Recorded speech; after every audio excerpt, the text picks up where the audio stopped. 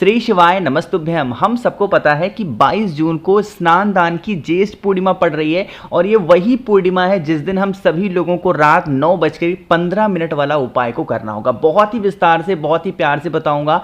आपके घर में किसी भी प्रकार की कोई भी बीमारी होगी, चाहे वो छोटी हो या फिर बहुत बड़ी या फिर बहुत ज़्यादा पुरानी हो, वो सारी बीमारियां खत्म हो जाएंगी, जो कि पूज्य गुरु जी की कथा से सुन के बहुत अच्छे से आपको बताऊंगा। स्पेशल सा उपाय है, प्यारा सा उपाय है, 9:15 वाला, ठीक है ना। बहुत ध्यान से सुनिएगा। ये आंवले वाला उपाय है ना। काफ़ी ज़्यादा लोग परेशान होते हैं, भैया हमें आंवला नहीं मिलता तो हम क्या करें, कैसे किस चीज़ को कर सकते हैं, समझने की कोशिश करिएगा। यहाँ पे जानबूझ करके मैंने ऐसी चीज़ों को ले रखा है जिसमें आंवले के सारे चीज़ आ जा रहे हैं। जैसे आंवले का फल आ जा रहा है, आंवले की पत्ती आ जा रही है, आंवले की डंडी आ जा रही है, आंवले का तना आ जा रहा है ना। मेरा ये सब दिखाने का पर्पज़ पता है क्या है, कि आपको कंफ्यूज नहीं होना है कि हमें आंवले का लेना क्या है। जो कुछ भी आपको आंवले का मिल जाए, अगर आंवले का फल मिल जाए तो उसको काट करके ले लो, अगर आंवले की पत्ती मिल जाए वो ले सकते हो, डंडी मिल। कहने का मेरा मतलब ये है कि आपको आंवले से संबंधित जो कुछ भी मिल जाए, इवन आंवले का पाउडर भी मिल जाता है तो वो भी आप ले सकते हो, ठीक है ना। ले लेना। और लेने के बाद में एक तांबे का लोटा लेंगे, उसमें जल भरेंगे। कहाँ का जल होगा? आपके अपने घर का। और सबसे प्यारी बात, सबसे अच्छी बात पता है इस उपाय की क्या है, कि इस उपाय को आपको अपने घर पे करना। समय मैंने स्क्रीन पे लिखा था कितने बजे, रात में 9:15 पर। अब देखो कोई हार्ड एंड फास्ट रूल नहीं है कि अब घड़ी देख रहे हैं 9:15 हुआ तब जा करके उपाय करें, नहीं। 2-4 मिनट आगे पीछे हो सकता है, बट आप कोशिश करिए 9:15 पे उपाय करने की, ठीक है ना। जल भर लिया। इस जल के अंदर ही, अलग से नहीं, इसी जल के अंदर आंवले से संबंधित जो कुछ भी आपको मिल जाता है इसके अंदर डाल देंगे। 9:15 पर आपको अपने घर पे ही उपाय करना है, मंदिर नहीं जाना है। फेस रखना होगा उत्तर दिशा और नॉर्थ डायरेक्शन, है ना। किसी भी प्रकार की बीमारी, चाहे वो छोटी हो या फिर बहुत बड़ी बीमारी हो, उसे खत्म करने के लिए एक महादेव का नाम लिया जाता है और वो महादेव का नाम है कुंदकेश्वर महादेव। कौन से महादेव? कुंदकेश्वर महादेव। इन्हीं महादेव का नाम लेकर के जो आंवले वाला जल है वो आपको रात में 9:15 पर कुंदकेश्वर महादेव के नाम से उस व्यक्ति का नाम और गोत्र बोल के, जो व्यक्ति आपके घर में बीमार है, अगर यह उपाय लगातार 3 दिनों तक करना है, एक ही दिन करके हट नहीं जाना है, लगातार 3 दिनों तक। जैसे आपने 22 को किया, 23 को करना और फिर 24 को करना। इस तरीके से लगातार 3 दिनों तक कर लेंगे कुंदकेश्वर महादेव के नाम से, उस इंसान की उस सारी बीमारियां धीरे धीरे खत्म जरूर हो जाएंगी। एक डाउट होता है मेरी बहुत सारी बहनों को, भैया जब जल चढ़ाएंगे तो क्या इस आंवले के जल को रोक करके उस व्यक्ति को पिलाना भी है? तो इसका जवाब है नहीं, उसे पिलाना वगैरह नहीं है, सिर्फ आपको उपाय कर लेना है और कुछ भी नहीं करना, ठीक है ना। समझ में मेरी बात आई? चलो, तो यहां पे हम सभी लोगों ने अपनी बात कर ली है रात में 9:15 के अपने पहले उपाय की। आगे बढ़ते हैं अब इस वीडियो के हम लोग अपने दूसरे उपाय की तरफ, और ये दूसरा उपाय आपके घर में सुख शांति समृद्धि को लाने के लिए बहुत प्यारा, बहुत छोटा सा है। कैसे? जैसे मान लीजिए कि अगर आपके घर में लड़ाई बहुत होती है ना, जैसे मान लीजिए कि बैठे हो, 4 लोग बात कर रहे हैं आपस में, और बात करते करते आपस में इतनी लड़ाइयाँ हो गई कि बस मारपीट की नौबत आ गई, गाली गलौज घर में होने लगा, ऐसी कंडीशन घर में बन जाती है लड़ाई को लेकर के। आप इस उपाय को करेंगे। स्क्रीन पे आप सभी को घी दिख रहा होगा, बहुत ज़्यादा लेने की ज़रूरत नहीं है, 1 चम्मच से भी कम हमें लेना है घी, बट कोशिश करिएगा कि ये घी गौ माता के दूध से बना हुआ हो, ठीक।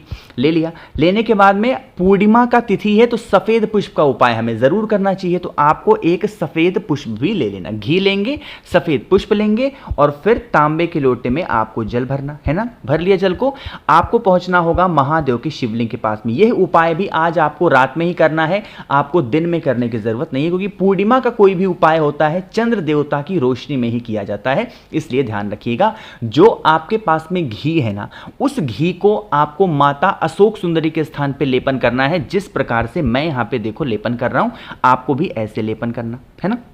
घी का आपने लेपन कर दिया। अब जो आपके पास में सफ़ेद पुष्प है, अभी उसे कुछ भी नहीं करेंगे। आपके पास में यहाँ पे घी था, घी का लेपन किया और महादेव से यह विनती करेंगे, हमारे घर में इस तरीके से क्रोध होता है, लड़ाइयाँ होती हैं, हे शिव शंभू भोलेनाथ, आप हमारे घर से इन सभी लड़ाइयों को दूर करें।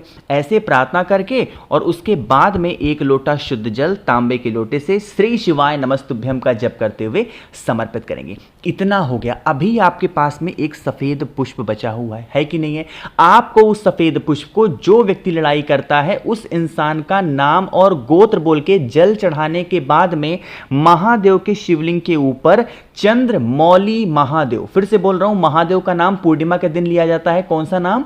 चंद्रमौली महादेव के नाम से। अगर उस सफेद पुष्प को महादेव के शिवलिंग के ऊपर आप समर्पित कर देते हैं तो जिस व्यक्ति को घर में आप सोचते हो कि बहुत लड़ता है, वो व्यक्ति का जो दिमाग होगा धीरे धीरे शांत होगा। गुस्से करने की जो उसकी हैबिट होगी, आदत होगी, जो मतलब कहते हैं ना कि एक आदत बन जाती है गुस्सा करने की, मारने की, पीटने की, वो आदत, वो हैबिट धीरे धीरे करके खत्म जरूर हो जाएगी। ठीक है ना, बात आई समझ में? तो 2 उपाय की हमने बात कर ली है। आगे बढ़ते हैं बस वीडियो के हम लोग अपने तीसरे उपाय की तरफ, जो कि आपको करना होगा पान के पत्तों के साथ, और वो भी अपने घर पे ही करना, कहीं जाने की जरूरत नहीं है। लेकिन उससे पहले जल्दी से कर दीजिए वीडियो को लाइक। मेरे जितने भी भाई बहन मेरी आवाज पहली बार सुन रहे हैं, चैनल को जरूर सब्सक्राइब करेंगे। ठीक है ना? देखो भाई, समझने की कोशिश करिएगा।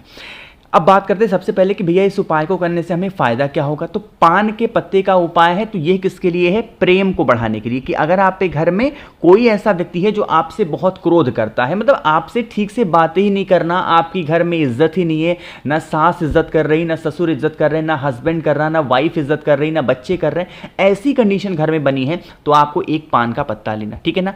पान के पत्ते के साथ में आपको लेना होगा काला तिल। ठीक है ना? किसी भी प्रकार के गुस्से को खत्म करने के लिए काले तिल का इस्तेमाल जरूर होता है, खासकर पूर्णिमा तिथि पे। है ना?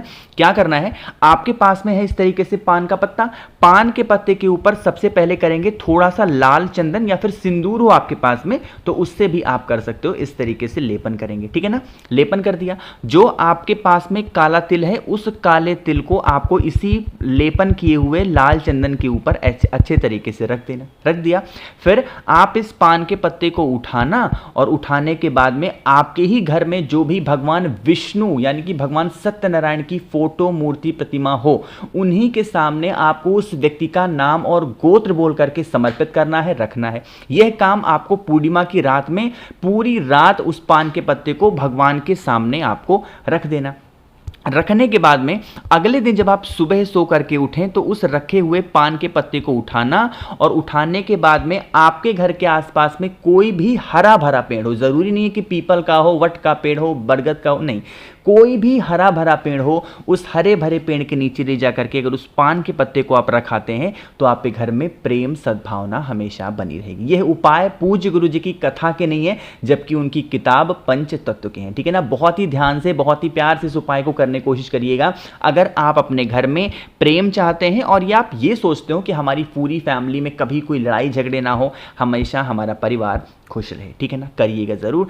आगे बढ़ते हैं पूर्णिमा तिथि का सबसे फेमस और बहुत स्पेशल से उपाय की, जो कि हमारा आज की वीडियो का चौथा उपाय और आखिरी उपाय। उसके लिए हमें लेना होगा एक पीपल का पत्ता। कहोगे भैया सब कुछ तो हम कर लेंगे, लेकिन इस उपाय के बेनिफिट क्या है? जैसे मान लीजिए कि आपके घर में कुछ भी ऐसा हो गया है जिससे धन संपदा की कमी आपके घर में बढ़ गई है, पैसे घर में टिकते ही नहीं है, बहुत ज्यादा परेशान हो गए हो, तो आप इस उपाय को जरूर करेंगे। ठीक है ना?